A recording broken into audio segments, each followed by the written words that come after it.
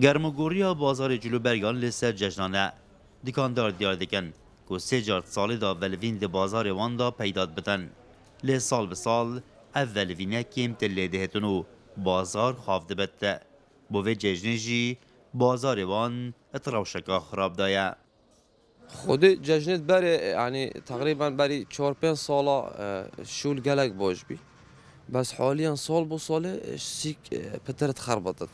چونکه اگه بگو به تو سعی جشنت بری عالم حماست هبی یعنی چه هبی خدا راتب بین راتب توانات وقت خودت هاتن سیگ ماشاءالله گله خبصه بی بس اوه تقریبا 2-3 ساله که سیگ گله کسز بی وقت دیجی که سعکم بازاری یعنی سیکاتلی وقتا که مید برانت شنو که وله راستی روش بازاری بگو که گلگ خرابه یعنی خلقی ما هند دهاتی نینه که بشت بخواسی که بیت دست جلگاب کرد آن هر پیدایسی که مالی بکرد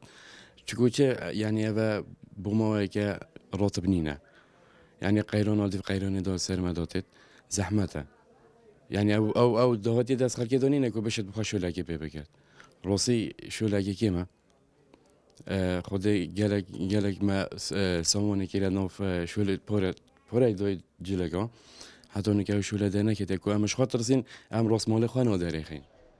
دکاندار دی بیجن او ولوینا کمیاد بازاری دا هی لسر کسیم بیانی و آواره آنه چونکه بارا پترا وان موچی وان لسر حکومت عراقی و مهانه وردگرنو وی پاره دی اینم بازاری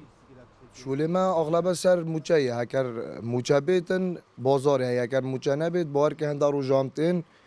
اش ایواری حتی مغرب ام دقت آنا فروشن و حاليا جنوكا بازار هكا هبتن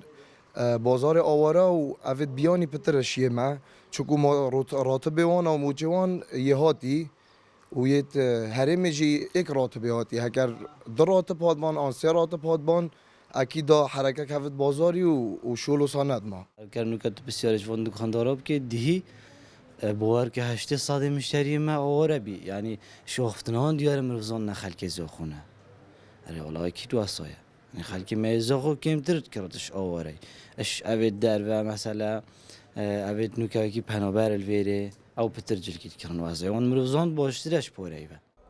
گیروبون و ندانه موچه این فرمانبرین هرما کردستان کاریگری که مازن لسر بازار جلو برگان کریه